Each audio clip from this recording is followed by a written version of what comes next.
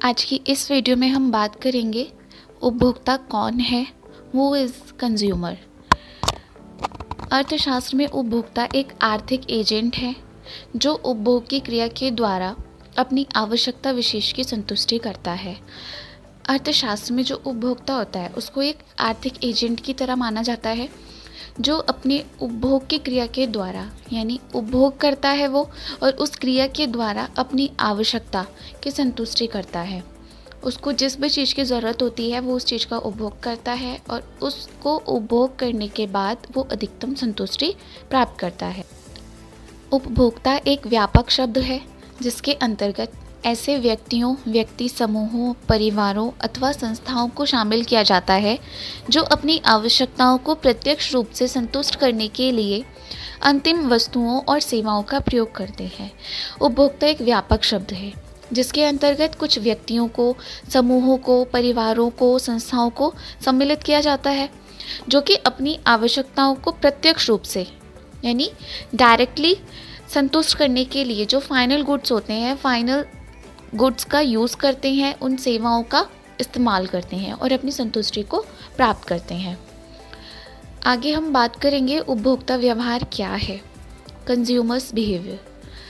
उपभोक्ता व्यवहार का अभिप्राय उस क्रिया से है जिसमें उपभोक्ता चयन करता है कि वह अपनी सीमित आय को विभिन्न वस्तुओं और सेवाओं पर किस प्रकार व्यक्त करे कि उसको अधिकतम उपयोगिता प्राप्त हो। उपभोक्ता व्यवहार से जो अभिप्राय है वो अभिप्राय ये है कि जो उपभोक्ता है अब वो अपनी आवश्यकताओं को संतुष्ट करने के लिए अपनी वस्तुओं को चयन करेगा, उनका चुनाव करेगा और वो अपनी सीमित आय में से ही उन वस्तुओं और उन सेवाओं का चुनाव करेगा जिससे उसको अधिकतम संतुष्टि और अधिकतम उपयोगिता प्राप्त हो। इसे ही उपभोक्ता व्यवहार कहते हैं।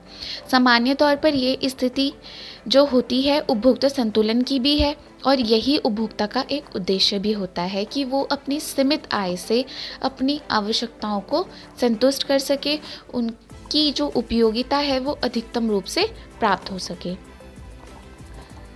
अब बात करेंगे उपभोक्ता संतुलन क्या है। What is consumers equilibrium.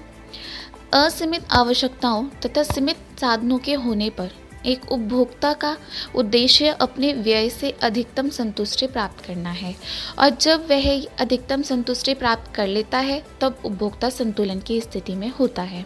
अब उपभोक्ता संतुलन जो है इसमें क्या है, इसमें यही चीज़ है कि असीमित आवश्यकताओं और सीमित साधनों के होने पर यानी आवश्यकताएं उसकी असीमित हैं और जो साधन है वो उसके पास सीमित हैं। एक उपभोक्ता का जो उद्देश्य होता है वो यही होता है कि वो जो व्यय कर रहा है उससे उसको अधिकतम संतुष्टि प्राप्त हो सके और जब वह अपने व्यय से अधिकतम संतुष्टि प्राप्त कर लेता है तब उपभोक्ता संतुलन की स्थिति में होता है। आगे हम बात करेंगे उपभोक्ता संतुलन की परिभाषा की जो कि सैमुएल्सन के शब्दों में है। एक उपभोक्ता उस समय संतुलन में होता है जब वह अपनी दी हुई आय तथा बाजार कीमतों से प्राप्त संतुष्टि को अधिकतम कर लेता है। इस परिभाषा के हिसाब से जो बोला गया है वो यही बोला गया है कि उपभोक्ता संतुलन में तब होता है जब वह अपनी दी हुई आय यानी जो भी उसकी आय है जब वो उसको मार्केट में व्यय करता है, बाजार में उसको व्यय करता है और व्यय करने के बाद उसको जो संतुष्टि प्राप्त होती है उन वस्तुओं, उन सेवाओं का उपभोग करने के पश्चात जो भी उसको संतुष्टि प्राप्त होती है वो उसका उपभोक्ता संतुलन होता है। यानी वो जो एक कंज्यूमर है वो उसका इक्विलिब्रियम पॉइंट होता है जब वो अपने व्यय से संतुष्टि प्राप्त कर लेता है।